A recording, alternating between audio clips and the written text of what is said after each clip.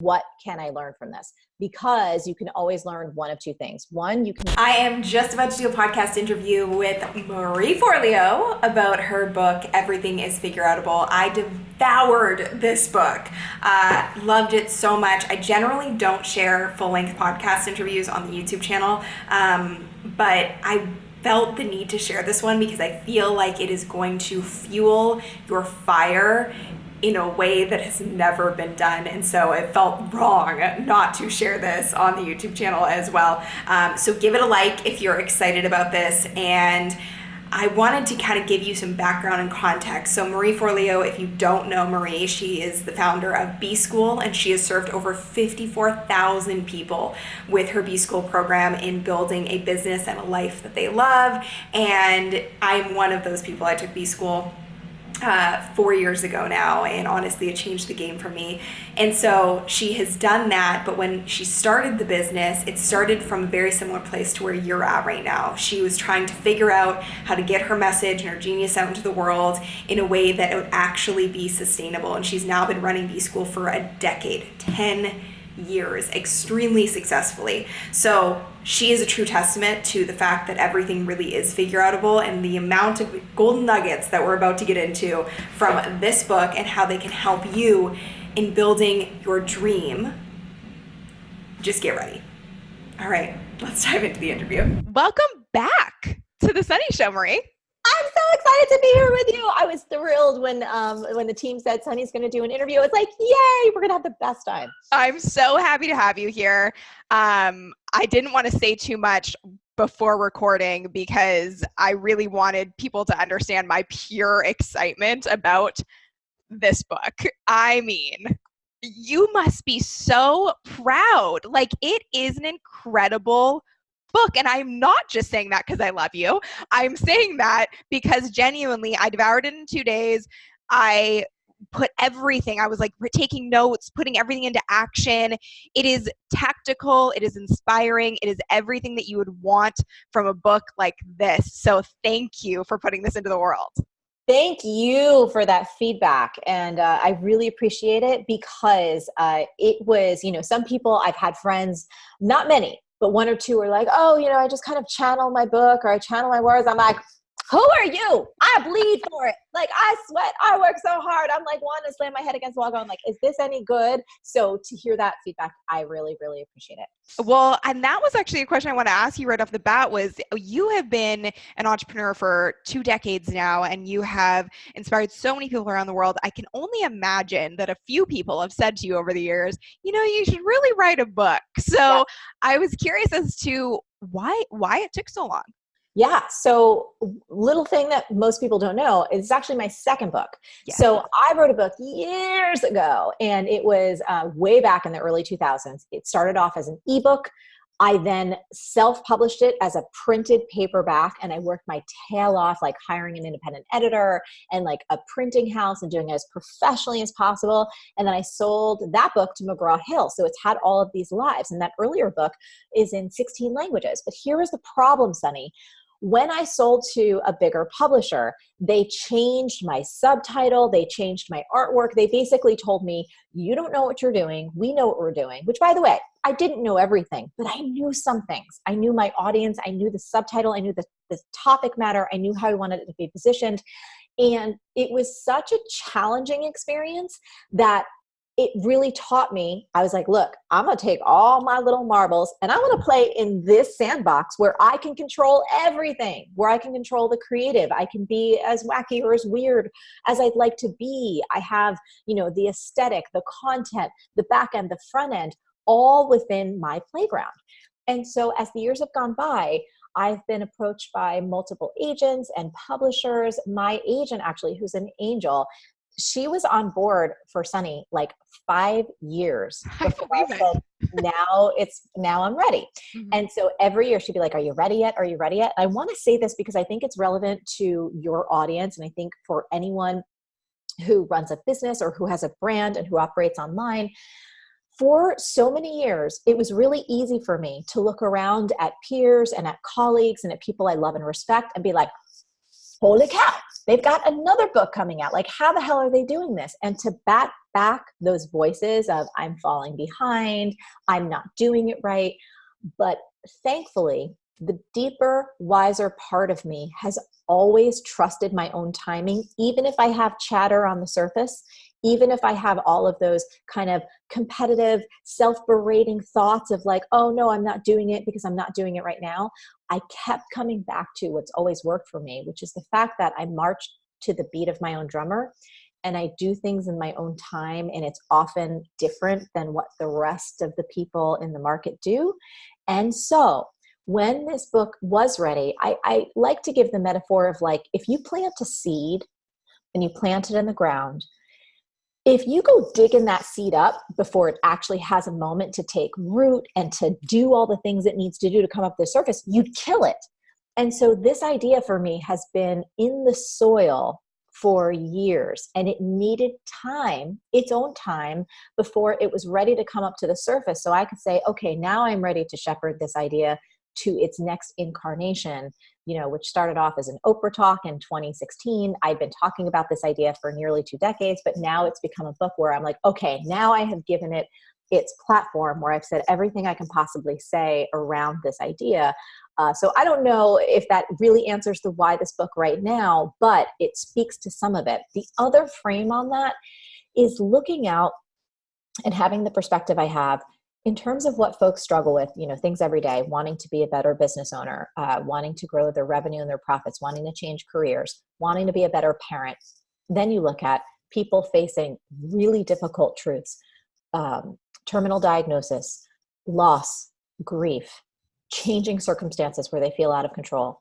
Then you expand that to a more collective perspective, what we're looking at environmentally, the inequality, the injustice that we're facing on so many different levels in so many corners of the earth. I knew in my heart, Sunny, that there was no better time for me to share this notion that everything is figureoutable, because ultimately I want people, and all of us, right? We're thinking about, well, how can I use this to improve my life? But on a bigger level, what I was really hoping was that people would take this idea, and once they start seeing how magical it can be and how it can work in a personal sense, was to begin applying it in a global sense. Because if we look at some of the biggest breakthroughs across human history, whether it's in sports or science or the arts or medicine, anything that has shifted culturally has come because one person at some level, even if they didn't use this phrase, believed that everything was figureoutable. So if the Wright brothers hadn't believed that it was possible for us humans to take flight, we wouldn't be able to travel as we do today. If there wasn't women and some men who believed, starting way back in the 16 and 1700s, that women deserved rights and the right to vote, we would have never gotten to where we are today in terms of women's suffrage. The Civil Rights Act. There's so many places we can point to, LGBTQ rights, like where some person said, you know what, this isn't the way it should be. I think it can be different. This is figureoutable. Nothing would have ever changed. So those are some of the reasons why I wanted to write this book and why I wanted to come out right now. I mean, and that's how it felt for me. I'm, in a weird way, I'm one of those people who's like, I wonder when she's going to write a book, because I've been following you for a while. And actually, I read your very first book, and we have some very interesting things in common. So first of all, I'm Italian. We got some big hair. Hip hop dancer, have been my whole life, avid. Scooter story in the book, which when you read the book, you will understand it. I had my very first scooter ride and ran into a moving vehicle on it. Yes. In Hawaii. So no stranger to that. And your very first book was more along the lines of women figuring out what they really wanted, sort of. Is that kind of the best way to put it? Yeah. It was. It was actually, so the title of the first book was Make Every Man Want You, my original subtitle, or Make Yours Want You More, How to Be So Irresistible You'll Barely Keep From Dating Yourself. And again, this is well over a decade ago. This is actually almost 2 decades. This is in the early 2000s. So a lot has changed, but the actual content in that book is about being present. And it's about unwiring some of the destructive beliefs that all of us have that can hold us back from the love and the intimacy and the connection and the self-empowerment that we deserve. So it was packaged in a sassy title, you know, and it's like some of it makes me cringe, but a lot of it doesn't. So that was a wonderful book because I still stand behind all of the ideas in there, even if some of the language, you know, I wouldn't necessarily repeat that today, but it's fine. It's great. Totally. And it served an amazing purpose. And I think for me, the similarity there is my very first business was called If He Only Knew. And it was an online magazine for men written by women. So just interesting that like that was the trajectory. And I think the thing that I love and respect about you is that you started kind of in that space, but it's been the through line and a very constant and consistent message throughout everything that you do. And I'm so grateful that this book took as long as it did because it is perfect timing. I feel like it's divine timing. It really does apply to so much going on in the world right now, not just personally and on a business level, but so many other things. And it inspires a lot of hope. And I think you are a testament to what you write. And I think that's kind of a rarity these days where you are actually living the information, the content you're putting out into the world, and you have figured it all out, and you have figured it out for years, and you are living your philosophy that you're putting out into the world. And so I think there's no better proof that this book and this philosophy works than just looking at your own career trajectory. So I thought it'd be interesting to kind of share that trajectory and how this philosophy, this way of life came to be for you in practice. Yes. And to add on to what you say, like I am constantly still in the process of figuring it out, like from little things at home to relationships to business. Like I use this every single day. Like when I'm like, oh, I want to slam my head against a wall right now. It's like, nope, go back to those mantras. So in terms of the career trajectory, I mean, you know, when I graduated from college as a business administration major, I started off as a psych major because I've always been so passionate about human potential and what makes us tick and what's the difference between people that really thrive despite often coming from the most challenging circumstances to those who seem to just keep running into walls, even though they might have every advantage and every support possible. And so when I actually graduated as a business administration major, the first place I landed was on Wall Street. And I was really, really grateful to be on the New York Stock Exchange. I'm a person with a lot of energy, as you are. And I couldn't envision myself sitting behind a desk and pushing papers. So being in the middle of the exchange, running around, sharing tickets, it's really, really active. I was like, oh, this has got to be great.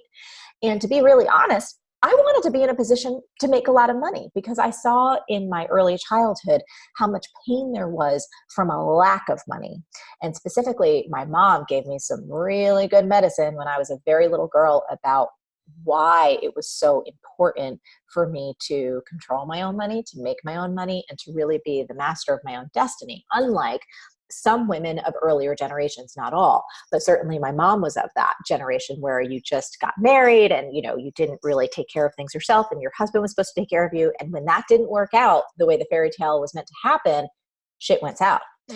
So on Wall Street, I was there with such big eyes and I was excited and grateful to have a job because, again, I come from a very working class family. Like there was no plan B, there's no trust fund, none of that. And I just found myself slowly going like, wait a minute, I don't think I want to be here. I kept hearing this small voice inside saying, Marie, this is not where you're meant to be. This is not what you're supposed to do. You're supposed to do something different in this world. And Sunny, I tried to ignore that voice for a while because like, this is crazy. I just busted my buns to get through college. Here I am, grateful to have a position that is like a coveted position. And I'm starting to hear these voices that I shouldn't be here, but the voices are not telling me what else I should do, which was a panic thing. I was like, of course, what's the answer?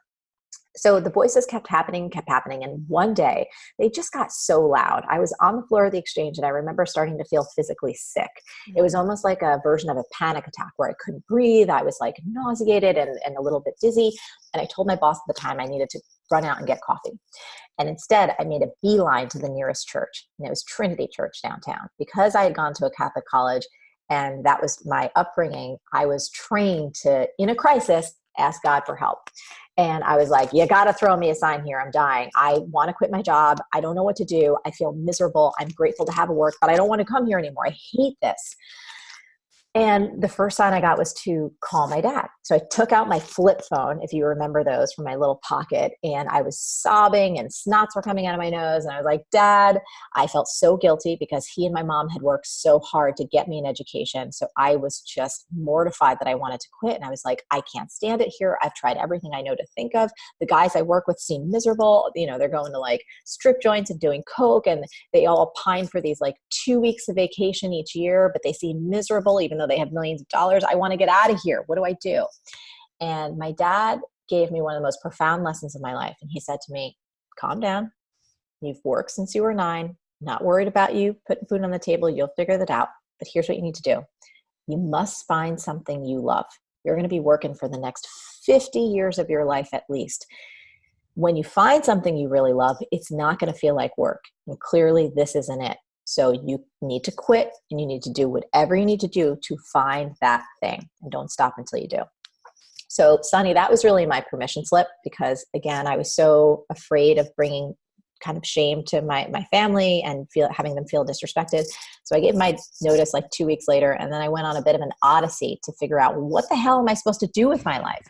I only had 2 clues. One, that I was really creative, and I was also really into business. And I didn't know how to merge those two. I think one of the things that our society doesn't do well is help young people figure out how to find their place in the world, find out how to deliver value, or how to align their strengths and their skills with some type of job or vocation or calling where they can contribute to others and earn a living.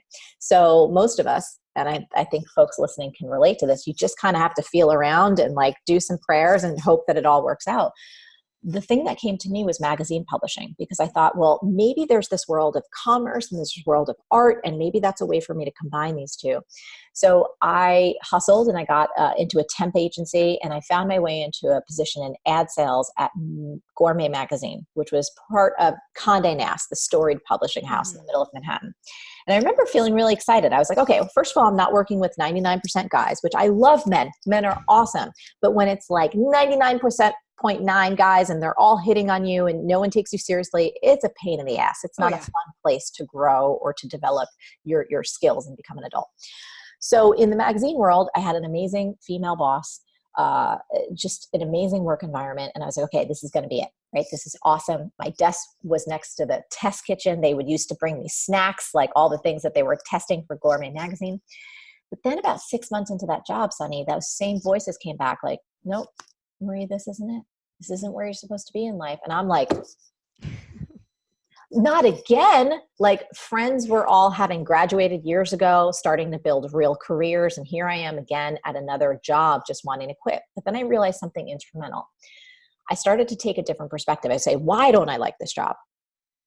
I looked ahead at the trajectory, seeing the publisher, who was this amazing powerhouse woman, but I realized I didn't want her job. I didn't want my boss's job, who was an account executive. And I thought to myself, well, if I don't want to go down this career path, what am I doing wasting their time and mine? So I said, maybe I've been focused too heavily on the business side of stuff, the numbers. Maybe I need to really have more of my creativity come into play. So I thought, let me go to the editorial side of magazines. This has got to be it. This is what I'm meant to do in the world. So I got myself a position as a fashion assistant at Mademoiselle magazine. Again, same publishing house. And I remember going to work, going like, all right, I'm going to be working on photo shoots, working on designs, meeting new designers, all of these really creative people. This is going to be awesome. And Sunny, for the first few weeks, it was. Perfect. I was happy again. It was great. I'm like, oh my goodness. It felt like, just going up and down these elevators, going to fashion shows. It was like a dream when you're 23 years old. But then those voices came back, and I felt like such a loser. I felt so broken. I'm like, what's wrong with me? I am grateful to have a job. I know how many people would kill to have a job and steady benefits and all of these things. And I don't have a backup plan. And yet I feel like I'm dying a slow death. I can't do this. Thank God. One day I was on the internet, probably when I shouldn't have been. And I stumbled across an article about a new profession at the time called coaching. No one had ever heard of it. Again, for context, this is 1999. And it was all about how this new profession, you could work with people, you could support them. It wasn't like psychotherapy, which is dealt with healing with the past. This was all about future and goal setting and working collaboratively. And I don't know what it was, Sunny, but something in that article, when I read it, it was like my heart opened up. It was as though the clouds parted and little cherubs were around and they were like, oh, and like their little sunbeams shot right into my heart. And something inside said, this is it. This is what you're meant to do. Now, the critical part of my mind said, this is crazy. You're 23 years old. Who the hell is going to hire a 23-year-old life coach? You haven't lived life yet. You're in massive debt. You keep quitting your jobs. You have no value to offer people. Who do you think you are? I think all of the thoughts that any of us tend to think when we want to step out and do something that seems unusual. Even though I had that parade of fear and self-doubt going in my head, something deeper took over, thank goodness, and just said, no, you got to do this. So I signed up for this 3-year coach training program. And then about 6 months later, I got a call from HR. I was still working at Mademoiselle. They had a promotion for me. This time it was at Vogue, top fashion magazine in the world, more money, more prestige, something that sounds respectable. All of my friends were doing cool things. And I was at that fork in the road. Do I quit with no savings, with a ton of debt, and start this weird ass life coaching business that no one even knows what the hell it is and you're 23 and you're dumb? Or do you stay on the path and go to Vogue and have a respectable career? I chose the path of coaching. I turned down that opportunity. I started bartending and waiting tables again, which is how I helped put myself through college. And that was how the business started way back in the day. And that is almost 20 years ago. That's wild and takes so much courage. And it's just, I mean, again, I think why that's such an important story to hear is because there's a lot of people listening to this right now or watching this right now thinking, that's me. That's the position that I'm in. And I think we've all had those voices, and it really is that fork in the road of whether you listen to them or not. And what I love about your story, and I think is also really valuable insight for anybody who's in that point right now, we called this interview How to Get Anything That You Want in Life, or how to get you what you want most in life. And the interesting part about that is that it kind of starts when you start giving, when you start opening up, when you start giving of yourself. And that was really a big thing I took from your book. And also, if I look at my own trajectory, the moment that I started sharing more of who I am and what I know is my unique genius in the world, that's when everything started to sort of erupt and catapult in my life, which I know is very true for you as well. But I think it's a really hard thing to go from, I have this idea of this thing I want to do, to let's do it. So I almost want to dive into like a mini training of what that takes and some of the big takeaways that I got from your book. And the first thing is really on a mental level. And I think if you can take this one key phrase from the book, things will really start to change. So you say, never say, I already know this. Instead of saying that, what should people be saying if they're trying to figure things out?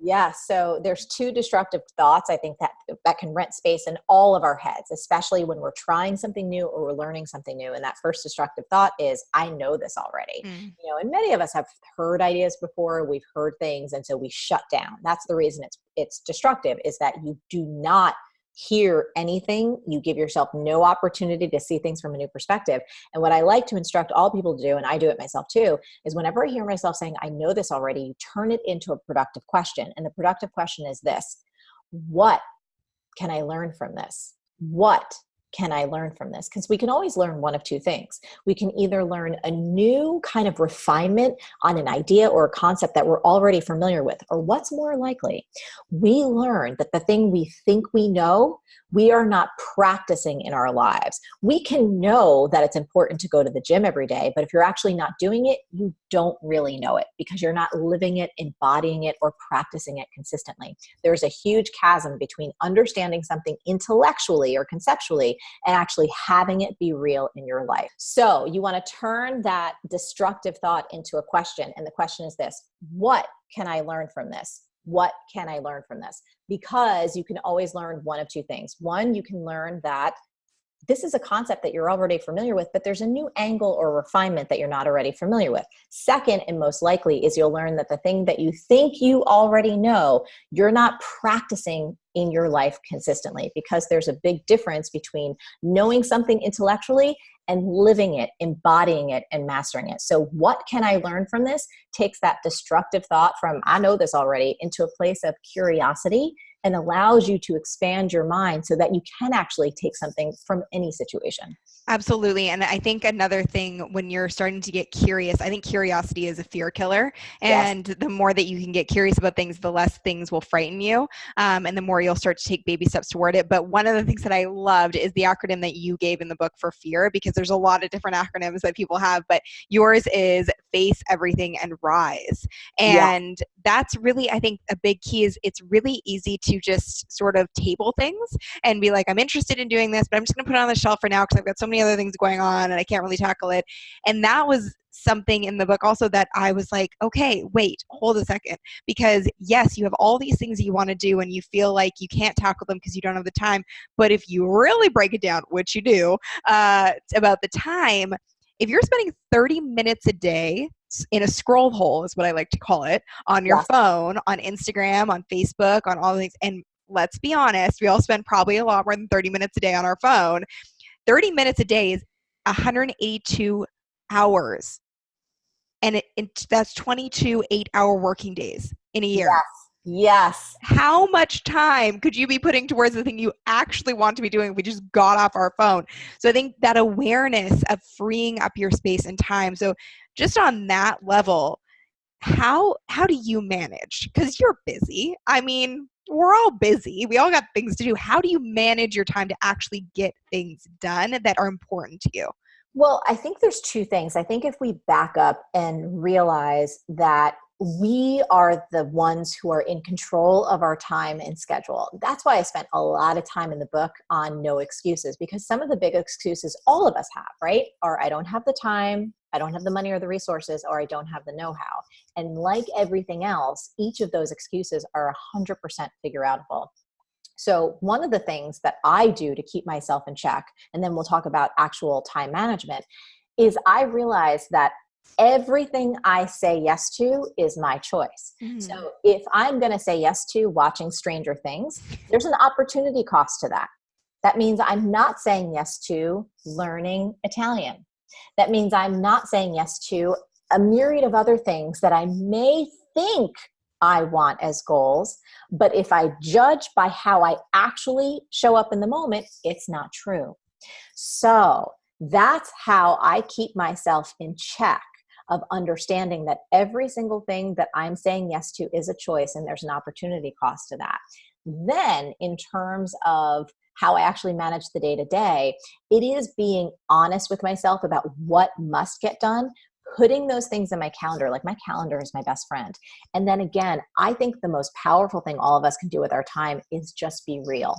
Like if you're gonna pick up this thing, know it's a time suck. Start paying attention to how much time you actually spend in it. You know, now if you're on iOS, there's this things called screen time. I talk about in the book that there's like a free app called Moment. There are so many different ways that we can track our cell phone usage, which includes not just the time that we're on the phone, but the actual apps in terms of the breakdowns of what we're using. I remember, Sunny, when I did this a few years ago, when I downloaded that app called Moment, I was horrified. Oh yeah. And I'm not a person that spends a lot of time on my phone. And I was like, oh my goodness, 5 hours? Like, what the hell am I doing? And it was so awesome. Yeah. It was so awesome, because what it does is then shatter the time excuse that you don't have the time. And once you shatter that excuse that you don't have the time, all of a sudden you get back power and control over how you want to spend your time. I think there's this great quote. The bad news is time flies. The good news is you're the pilot. Yes. That's so, it's so true. Yeah. So for me, it's all about calendaring, and it's all about, honestly, Sunny, I say no a lot more than I say yes. And one of the ways that I help myself say no is that if I wouldn't want to say yes and do this thing either tonight or tomorrow, then it's not getting on my calendar for 3 months from now. No way, because 3 months is going to go by like that. And I'm going to be like, shit, why did I say yes to that? This is horrible. So yeah, we talk a lot about kind of knocking down those time excuses in the book. But if you have more questions, please let me know. No, I think that that's a really solid starter, because I just know for even myself, same thing. When I had Moment on my phone like a while ago, and I was like, sorry, how am I spending this much time? Because I don't feel like I am. But I think a good mindset shift for me, actually, since reading the book, has been, a lot of people talk about like get off of your phone and find time to get away from your phone. it should actually be in reverse. And this is how I've been thinking about it. And I've decreased my phone time by a lot, my screen time by a lot. It's like, make the time to be on your phone. Like actually put it in your calendar, be like, okay, I'm going to go on my phone very intentionally right now.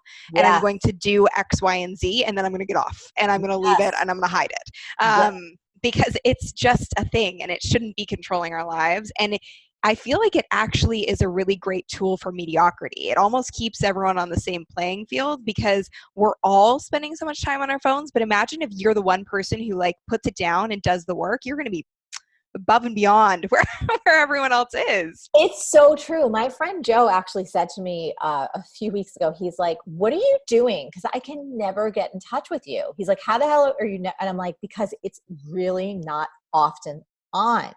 And, you know, I have this on and near me a day when I'm doing interviews to just, if there's technical difficulties or something, but I'll tell you, Sonia, I'm with you. The more we can just have them out of sight and out of mind, there's actually a lot of studies and research that prove how beneficial that is, especially for our relationships.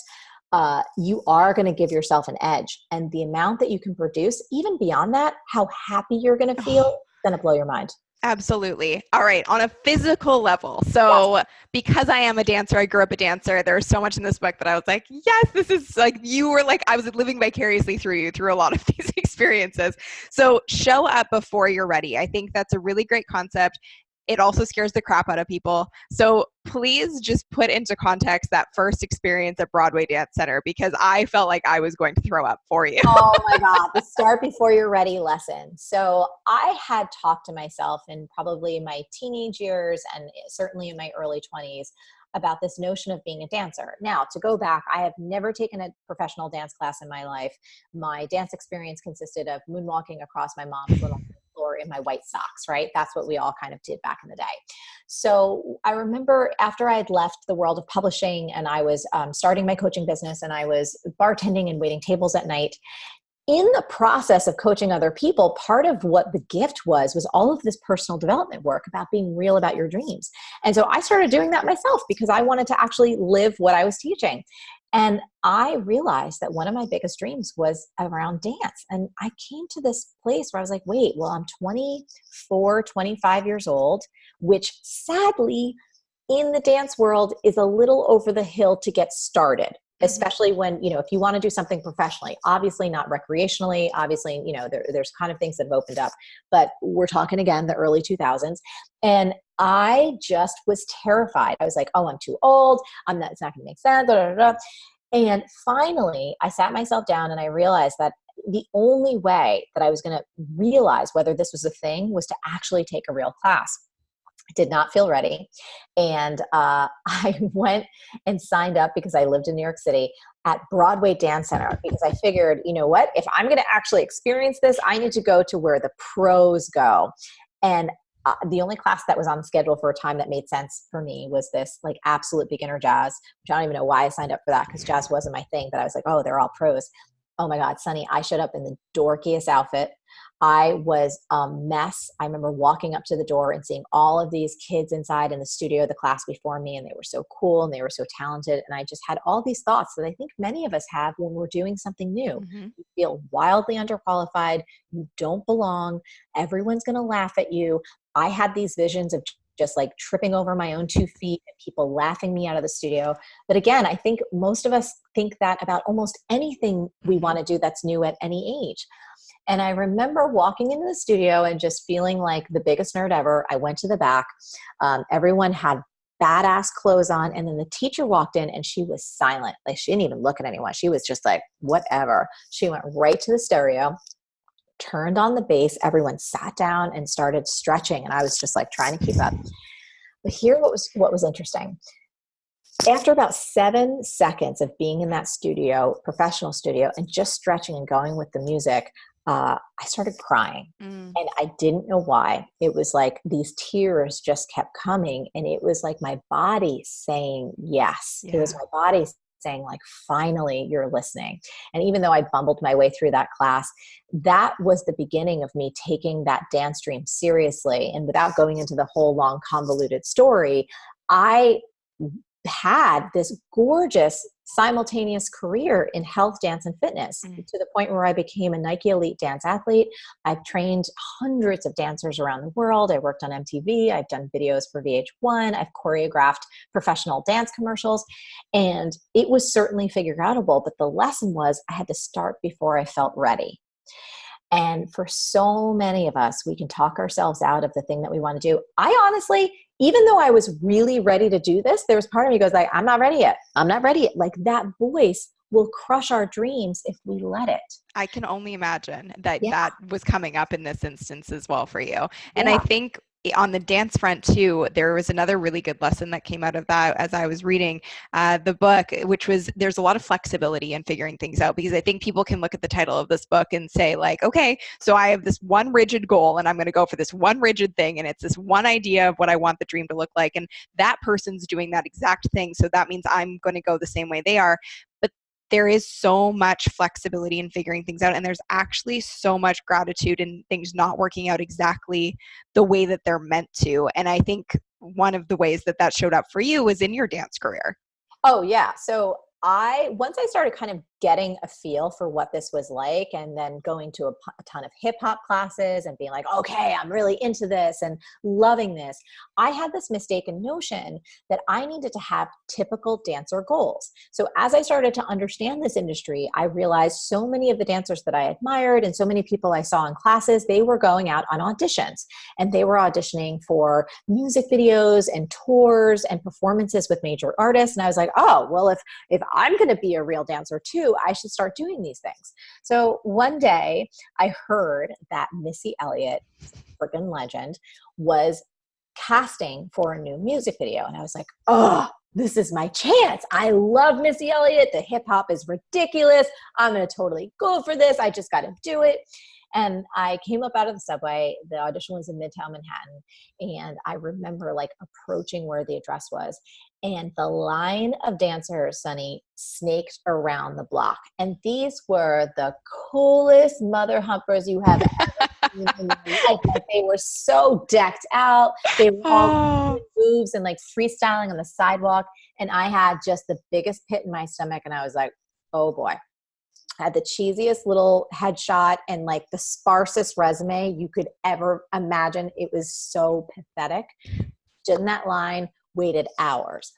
Finally got up to the audition room, handed him my thing. There's like 8 of us in this room. The choreographer lays down some like choreography, and Sunny, this was the worst experience of my life. I could barely remember like 1 or 2 of the moves. Like everyone else in the room had like a photographic memory because they've been doing this for a year. Of course. They're trained. They're awesome. They're professionals. I was not. I couldn't keep up. People were like dancing circles around me. I bumped into people. I wound up running out of that room in tears, walking down the street, so stunned, the voices in my head, you are too old. You will never be able to do this. You couldn't even hang. You couldn't even audition properly. I just remember feeling so utterly defeated and mortified. Licked my wounds for a few days. And then a gift came. Because I started to think about, well, wait a minute, what do I really want for my dance career? And at that time, I was taking a lot of classes at Crunch Fitness, and I really enjoyed them. And I was working with a lot of people there, and I started to realize, oh, while I so appreciate these super hyper pro classes that I'm going to, I actually find more joy in my crunch classes. I actually am finding myself feeling more at home. Like there's so many people from so many different walks of life. The purpose of the classes is all around joy. It's always around like learning and growth rather than like hitting something perfectly. Again, those are all fine. It just wasn't my alignment. And I started exclusively going like, let me also think about my life right now, because my relationship with Josh was just beginning. In order to go on tour, you got to go on tour. Like you're not home. I had my coaching practice. I had my bartending things. I was like, wait, all of these typical dancer goals that I thought I should be going for, none of this is right. So I just kept aiming myself in the direction that it felt right, which was different than what my mind thought it should be. I spent more time at Crunch. I started teaching there. My classes were growing. And that's when a few years later, Nike came around. And there was this incredible opportunity to work with Jamie King, who's choreographed for like Bruno Mars and Rihanna and all these people. And he was launching this new initiative called the Nike Rockstar Workout.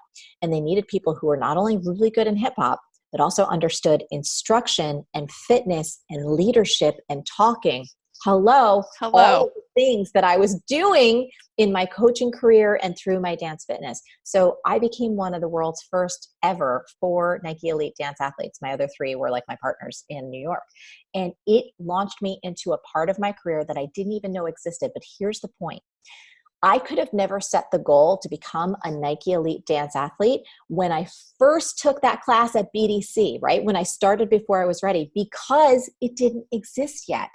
And that fail at Missy Elliott, where I was fucking, had my tail between my legs and was crying and felt so mortified and embarrassed myself, that forced me to take a step back and really get honest with myself about what I wanted. And then when I paid attention to my joy, that set me up for one of the most satisfying, lucrative, and rewarding aspects of my own flavor of dance career.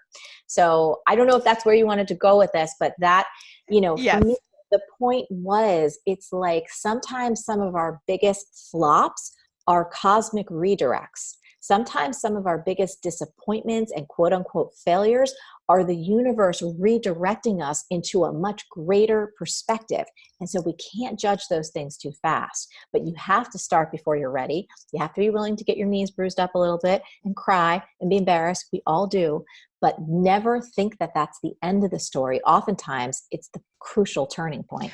Well, and there's actually in the NBA finals this year, I watch a lot of basketball in our household, and Steph Curry was interviewed after the loss this year. And what he said was so valuable on so many levels for so many people, which is basically saying the momentum is not built from the wins. The momentum is built from the losses. And if you hadn't experienced that, and I felt myself in your body, because I've been in those situations where you walk into a dance class and you're like, I am in over my head. I am screwed here. Yeah. And it feels awful. But that's when you're like, okay, what am I going to do now? So every loss that you have, if that's the perspective that you go into it with and come out of it with, and you're like, hey, this is going to set me up for more success. And it's great fuel. It is great fuel for whatever fire you're trying to light. And I think the other thing about that is that wasn't, like you said, that wasn't a dream that existed. So you didn't even know that you could go after it. And so sometimes it's okay if you're going on a trajectory that is leading you towards maybe someone else's goal, but be open to the fact that that goal might not be yours, and that you actually need to find your own path and your own way of doing things. And I mean, for you, you've now worked with how many people through B School? Over 54,000. Okay. So I'm sure at the time when you started B School were thinking, I'm not really sure what this is going to turn into, but I know it feels right. And I think that's the through line in everything that you've done. I can also say for myself, that's been the through line for me too. I mean, I was reporting at the Olympics. That was my logical brain goal. And then when I got there, I was like, oh, this doesn't feel right. Yes. That's when my career changed. And so that feeling is really everything. And if you can really tap into the feeling of what is a yes in your body, then it's probably the right way to go. Do you have any advice on figuring that piece out, like trying to tap into that? Absolutely. I think one of the biggest things we humans can struggle with, and all of us struggle with this, is understanding the difference between fear and intuition. Because when we're about to embark upon a new chapter in our life, or we're about to take a left turn and everyone thinks we're nuts, but we need to go for it, it's hard to distinguish between, am I afraid and this is just healthy fear that I need to move through because this is positive growth? Or is this my intuition screaming, saying like, don't do it. This is the biggest mistake of your life. Do not move ahead. Because sometimes those sensations inside and the voices we can listen to sound similar, but they are in fact different. And there's a very important, simple test that anyone listening right now can do for themselves anytime they find themselves in the fork in the road or between two choices and they're like, I don't know which way to go. So the difference between fear and intuition, here's how you figure it out for you. And it's going to be contextual and it'll change every time. What you do is you're going to have to tap into your internal natural knowing, your physical sensations, what's happening on a very subtle level physiologically. And even if you're not practiced at this, consider it like a skill you can build, right? So even if what I'm about to say doesn't quite make sense, try it before you deny it, practice, and you'll see. So let's say that there's an opportunity, should I say yes to this speaking engagement or not? And you're not sure if you're just afraid of it or you're like, no, that is not the best use of my time. That's not the best people I should be hanging out with, all that jazz. Close your eyes, take a few deep breaths. Really tap into your sense of feeling grounded and open and just pay attention. The reason we close our eyes just so we don't get distracted by anything else and we can sense and hear and feel what's happening on the inside. Then ask yourself this question. Does the idea of saying yes to this opportunity or moving in this particular direction make me feel expansive or contracted? Then be quiet. In the nanosecond after you ask that question, you're going to feel something. You're either going to feel your body like slightly move forward. You're going to detect joy, lightness in your chest, some type of excitement, some type of lifting up, something that is around the world of feeling expansive or moving forward or happy or elated. On the other hand, you might feel a sinking in your belly or a tightening of your chest, or somehow your head is shaking no, or you're pulling back in space, or you have this sense of dread or anxiety or something that, again, could fit under the umbrella of feeling contracted. If it's contracted, that's your intuition telling you, don't go, even if that speaking opportunity comes with a big price tag. Even if your logical mind says, but everyone else is doing it, and this is such a great opportunity on paper, this will really advance your career. You have to learn to trust your intuition above all else. Now, of course, if that sense that you got was any type of expansion or excitement, even if it's coupled with fear, even if you're like, well, I don't know how the hell I do this, but this sounds like fun. Like, this sounds amazing. This doesn't make sense, but oh my goodness, I'm moving towards it. Say yes, because again, everything is figureoutable. You will be able to figure it out. But that's a simple test where you tap into your own internal knowing, your own higher wisdom, your own intuition, gut instinct, which is a real thing based in science that will help guide you on your path to figuring things out in a way that's going to not have as much pain as if you override it. There's one more thing I want to say on that, Sunny. And I think that for people that say to themselves, but I don't know if I have intuition, like, I don't even think I have it. Bullshit. You absolutely do. Here's how you start to detect it. Look back in your past at times when you remember feeling something or thinking something that was a little bit of a red flag, and you overrode it because of your fear of what other people would think, or you thought you were going to get ahead on something, or it looked so good on paper, how could you turn it down? But that in retrospect, you're like, something in me knew better, and I didn't listen to it because my ego was trying to push me ahead, because I was trying to look good, or because I wanted to get at a competitive advantage, but I paid the price for it. So when you look back in your past, you'll start to see places where you had intuition, you just chose not to listen to it. Absolutely. Do you have a little bit of flexibility? Because I have one more question for you that Absolutely. I want to definitely get to. So this piece, I think, can hold people back in more ways than anything else, which is the people around you and other people's opinions. So that's why I think tapping into that intuition and understanding what is a yes and what is a clear no for you, you know the answer at the end of the day, but you can become an asshole by asking everyone for their opinion. Yes. And I think it's important to understand that sometimes people around you that love you will say, don't do that out of pure protection. They're trying to protect you. They haven't done what you're trying to do. They don't really understand it. And so they're coming from a place of love, but it's actually going to keep you in fear, and it's going to keep you small.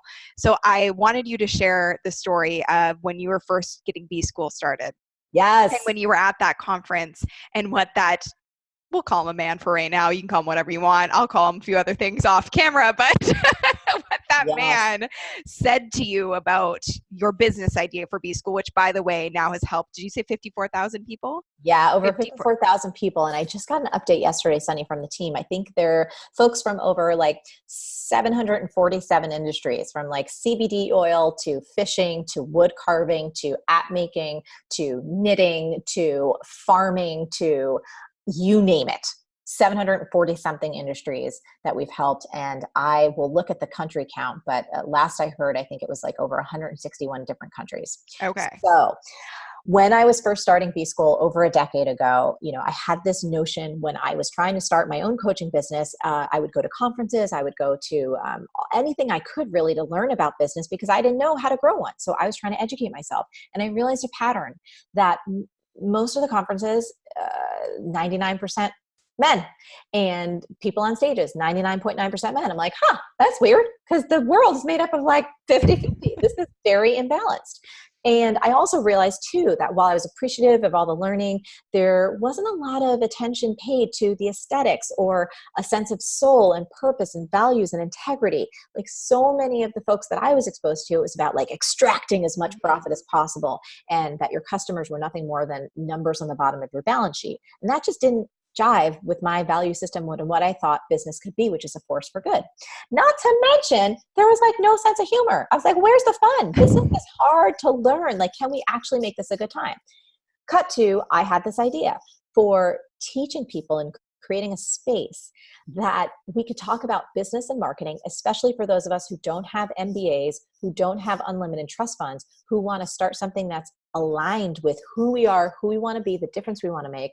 And so we came up with the tagline, make money, change the world. Okay. So now I have this beautiful online business program. It's the first year that we're going out with it. I've never done anything quite like this before. I had done other online programs and had group coaching and all kinds of stuff, but this was different. This was big.